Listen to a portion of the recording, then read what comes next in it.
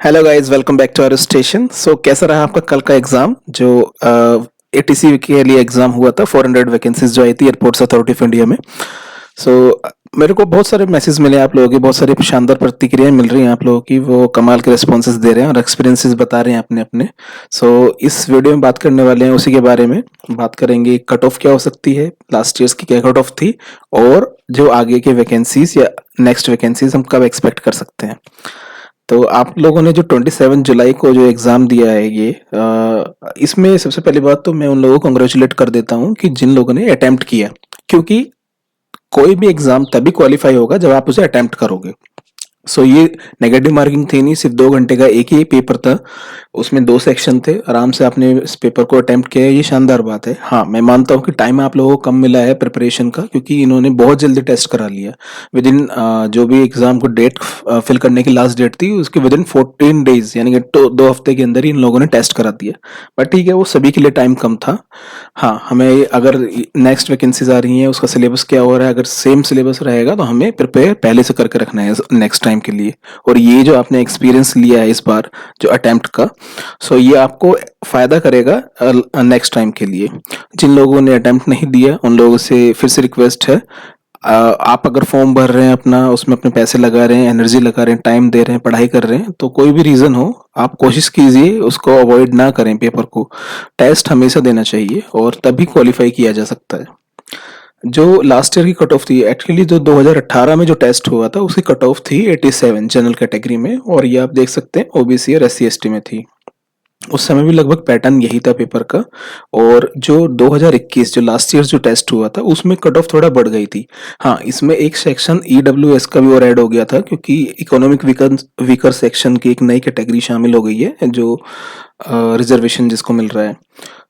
यहाँ पर क्या हुआ कि ये जो कट ऑफ है ये फाइनल कट ऑफ है, यानी कि कई शिफ्ट में जब टेस्ट होता है तो वो फाइनल कट ऑफ कौन सा शिफ्ट का माना जाएगा, उसके लिए क्या करते हैं कि नॉर्मलाइजेशन फैक्टर्स को ऐड कर दिया जाता है सब में। जो पेपर जितना टफ होगा उसमें नॉर्मलाइजेशन फैक्टर का उतना ही फायदा मिलता है। तो जनरली क्या होता है, जैसे आपने जो भी शिफ्ट में आपने, अगर हम इस बार की कैलकुलेट करके देखें, जो हम अप्रोक्सीमेट मान रहे हैं इसको कि आने वाला है, है क्या कि इस बार का जो एग्जाम हुआ 3 शिफ्ट में हुआ है, शिफ्ट 1, शिफ्ट 2, शिफ्ट 3। जो हमारा अप्रोक्सीमेशन आ रहा है कि शिफ्ट 1 जो बताया है लोगों ने कि थोड़ा टफ था, तो उसमें जो कट ऑफ शिफ्ट 1 का जो कट ऑफ हो सकता है वो 84 85 जा सकता है। 2 और 3 रेस्पेक्टिवली इजी था थोड़ा सा शिफ्ट 1 के कंपैरिजन में, तो वहाँ 88, और शिफ्ट 3 में थोड़ा सा और इजी था और 88 प्लस जा सकता है। तो ये तो हो गया जो शिफ्ट का कट ऑफ है अप्रोक्सीमेट। लेकिन जो फाइनल कट ऑफ आएगा तो नॉर्मलाइजेशन फैक्टर ऐड होगा, तो उसमें 5 से 7 नंबर उसमें बढ़ जाते हैं जो भी टफ पेपर होता है, और जो कम टफ होता है उसमें थोड़ा सा कम ऐड होते हैं। तो अगर 5 से 7 नंबर ऐड करें तो यहाँ 90, यानी कि 91 और 92 के आसपास ये हो सकता है कि 91 92 के आसपास ये चला जाए। सो आप देख रहे होंगे कि 91 92 यहाँ चला गया। इनके स्कोर में भी ऐसे 3-4 मार्क्स ऐड करके लगभग इसी पॉइंट पर आएगा, और ऐसे ही नॉर्मलाइजेशन फैक्टर जब इसमें 3-4 नंबर का मार्जिन मिलेगा वो भी यहीं पहुंचेगा।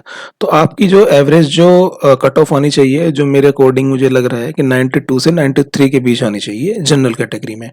जो ईडब्ल्यूएस और ओबीसी सेक्शन होता है वो लगभग जनरल कैटेगरी से 2-3 नंबर ही पीछे होता है। तो आप मान सकते हैं कि 90 प्लस में है अगर आप ईडब्ल्यूएस और ओबीसी में, तो आप सेफ जोन में है।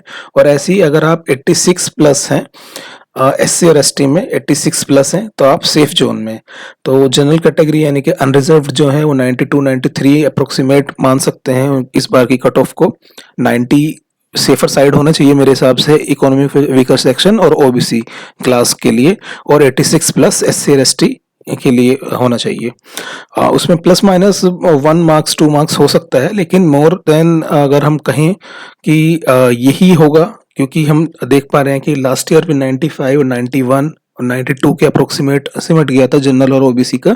तो इस साल थोड़ा सा एग्जाम, क्योंकि शिफ्ट 1 का ज़्यादा टफ बताया लोगों ने पेपर में, इसलिए मार्जिनल फैक्टर का फ़ायदा मिलकर ये अप्रोक्सीमेशन है कि 92 से 93 तक जा सकता है।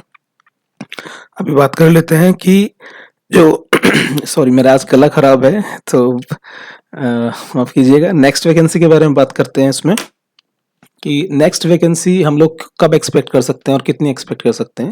मैंने लास्ट वीडियो में अपने बताया था कि लगभग 200 से 250 वैकेंसी आप एक्सपेक्ट कर सकते हैं दिसंबर जनवरी के आसपास, मतलब दिसंबर 22 या जनवरी 23 में।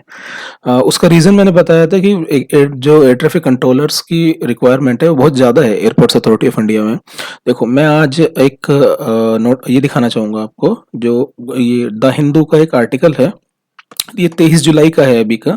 तो उसमें क्लियर बताया है कि कितनी ज़्यादा रिक्वायरमेंट है। Shortage of air traffic controllers widens, वो गहराता जा रहा है जो इनकी शॉर्टेज है। Actually AI asked DGCA to revise their duty time limit and reduce the rest period। देखो मैं यहाँ थोड़ा क्लियरिटी से बता देता हूँ। एयरपोर्ट्स अथॉरिटी ऑफ इंडिया जो AAI है वो क्या है, वो तो आपको सर्विस प्रोवाइड करेगा ताकि आप उसकी जाके जॉब ज्वाइन करेंगे। लेकिन DGCA क्या है, DGCA होता है director general of civil aviation. ये एविएशन फील्ड का रेगुलेटर है, यानी कि ये नॉर्म्स बनाता है, ये रूल्स एंड रेगुलेशन बनाता है और पूरे एविएशन फील्ड की, और बाकी एंटिटीज को, जो बाकी एविएशन के फील्ड में जो भी कंपनीज हैं, जो भी एंटिटीज काम कर रही हैं, उन सबको DGCA के ही रूल फॉलो करने होते हैं। ये दोनों डिपार्टमेंट गवर्नमेंट ऑफ इंडिया के ही हैं। ये गवर्नमेंट ऑफ डिपार्टमेंट, ये मिनिस्टर सिविल एविएशन के अंदर आते हैं दोनों डिपार्टमेंट। सो ये रेगुलेटर है। तो ये जो नॉर्म्स बनाता है, ये जो रूल्स रेगुलेशन बनाता है, उसको AI को भी फॉलो करना पड़ता है, और जो बाकी अगर एयर इंडिया है या एयरलाइंस है या बाकी एयरपोर्ट्स हैं या कोई भी एविएशन फील्ड में जो काम कर रहे हैं वो उनको भी फॉलो करना होता है। तो एयर ट्रैफिक कंट्रोल, इसने DGC ने बताया है कि एयर ट्रैफिक कंट्रोलर्स पे लोड बहुत ज़्यादा है काम का। हम क्योंकि उसका हमारे पास हमने लास्ट 5 to 10 ईयर्स में बहुत ज़्यादा ग्रोथ देखी है इसकी एविएशन के फील्ड में। तो उसमें क्या हुआ, नंबर ऑफ पैसेंजर्स बढ़ रहे हैं, फ्लाइट बढ़ रही हैं, लेकिन हमारा जो वर्कलोड है इस वजह से जो बढ़ता चला जा रहा है, और उसके अकॉर्डिंग हम लोगों ने अपना रिक्रूटमेंट और फॉलो नहीं किया गया। तो इन्होंने एक नया डॉक्यूमेंट निकाला है जिसका नाम दिया है work duty time limitation. Work duty time limitation DGCA ने निकाला है। तो उसको फुलफिल करने के लिए, यानी कि उसको, उसकी रिक्वायरमेंट्स को मीट करने के लिए एयरपोर्ट्स अथॉरिटी ऑफ इंडिया को बहुत ज्यादा रिक्वायरमेंट है ATCs की। As per the AI, as the provider of the air traffic services need 40% more personnel for 2022 and then its current strength। यानी कि अभी 2022 में इस 400 वैकेंसीज के साथ मिला के हम कह रहे हैं उससे भी ज्यादा से 40% और ज्यादा रिक्वायरमेंट चाहिए होगा, 3163 पर्सनल। और इन 2023 में आप देख रहे होंगे यहाँ कि 5100 का स्टाफ की रिक्वायरमेंट पड़ेगी। इस तरह से आप देख रहे हैं कि ये फोरकास्ट कितना ज़्यादा बढ़ रहा है कि 2023 से 2024, यानी कि अभी हमें ये एक्सपेक्टेशंस हैं कि कंटिन्यूस हर 6 मंथ में 200 से 400 के बीच में वैकेंसीज आ सकती हैं। 200 से 400 का नंबर ही क्यों आता है यहाँ पर, मैं इसको बता देता हूँ, क्योंकि इसी डॉक्यूमेंट में, जब इसी आर्टिकल में हम आगे गए हैं तो हमें पता चला, जो मैंने आपको लास्ट टाइम बताया था, कि इंडिया में जो सिविल एविएशन अथॉरिटीज है, मतलब ये एयरपोर्ट्स अथॉरिटी ऑफ इंडिया है, उसके 3 ट्रेनिंग सेंटर है। एक प्रयागराज है, एक गोंदिया महाराष्ट्र में है, और एक हैदराबाद में है। तो प्रयागराज का जो ट्रेनिंग सेंटर का नाम है वो है CATC, civil aviation training centre. जो गोंदिया का उनका ट्रेनिंग सेंटर है उसका नाम है NIATAM, national institute of aviation training and management. And Hyderabad का है Hyderabad training centre, HTC। So इस तीनों की कंबाइंड स्ट्रेंथ है, जो कैपेसिटी है, वो 264 पर्सन को ही एक साथ ट्रेन कर सकते हैं।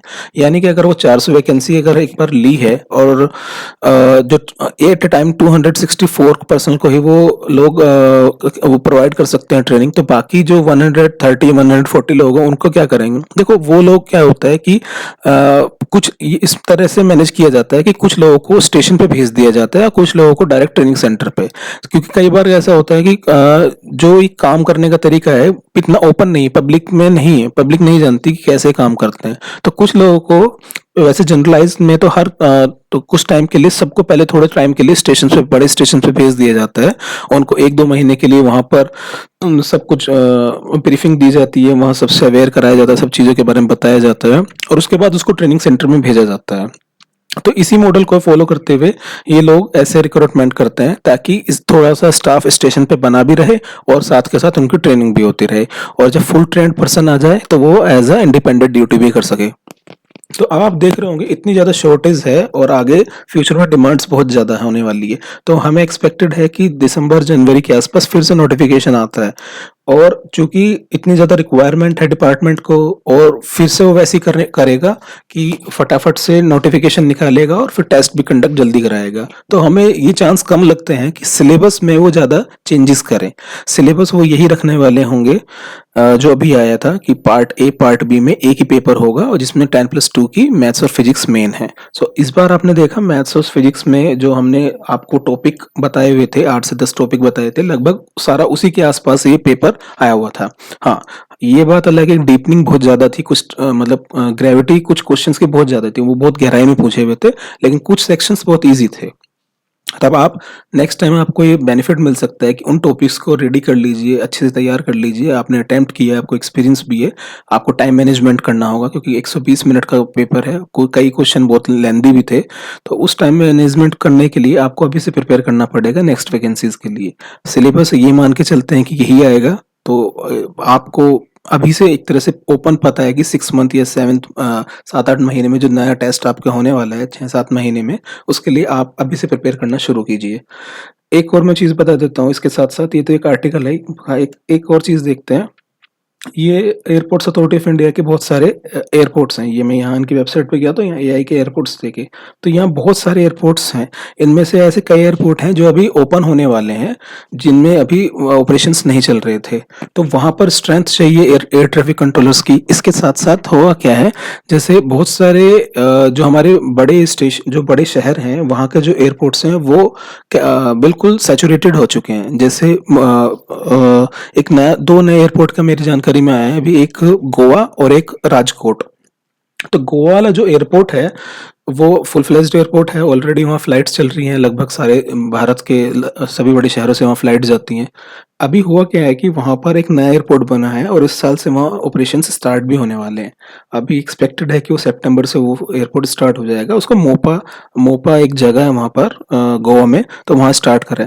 और वहाँ पर अभी एयरपोर्ट्स अथॉरिटी ने शायद 40-45 के आसपास स्टाफ, अपना एटीसी स्टाफ पोस्टेड किया है। तो आप देख रहे होंगे, तो एक साथ के साथ जो गोवा का ऑलरेडी एयरपोर्ट है, वहाँ पर एयर ट्रैफिक कंट्रोलर्स का स्टाफ है, प्लस उसके 40 किलोमीटर बाद दूसरे के एयरपोर्ट गोवा में खुल गया है, वहाँ पर स्टाफ है। इस तरह से राजकोट में एयरपोर्ट है, वहाँ पर स्टाफ है। अब हीरासार एयरपोर्ट बन रहा है राजकोट में, तो वहाँ पर भी स्टाफ प्रोवाइड कराना है। तो इस तरह नए एयरपोर्ट जो खुल रहे हैं उनका लोड भी बढ़ता जा रहा है। ऑलरेडी स्ट्रेंथ कम है, नए फ्यूचर में एक्सपेक्टेड है कि नए एयरपोर्ट्स जल्दी और खुलने वाले, एविएशन बहुत तेजी से ग्रो कर रहा है। तो ये इतनी सारी डिमांड्स हमें बता रही हैं कि एयर ट्रैफिक कंट्रोलर्स की वैकेंसी आने वाली है, अभी कमिंग लगभग 1 साल में 2 बार आ सकती हैं। तो अभी आप मेंटली प्रिपेयर हो जाइए कि आप 6-7 महीने बाद एक एक्सपेक्ट कर सकते हैं एक जल्दी से वैकेंसीज को। सो आप भी प्रिपेयर रहिए एग्ज़ाम को क्वालिफाई करने के लिए। इस बार जिन्होंने टेस्ट दिया है, मैं नेक्स्ट वीडियो बनाऊँगा कि उन लोगों को जो अपना वॉइस टेस्ट होगा, वो उसके लिए कैसे प्रिपेयर कर सकते हैं। वो क्वालिफाइंग नेचर का है, बट क्वालिफाई करना मस्ट है ना? सो नेक्स्ट वीडियो में बात करेंगे डॉक्यूमेंट वेरिफिकेशन और वॉइस टेस्ट के बारे में। फिलहाल एंड करते हैं इस वीडियो को। Thank you, bye bye.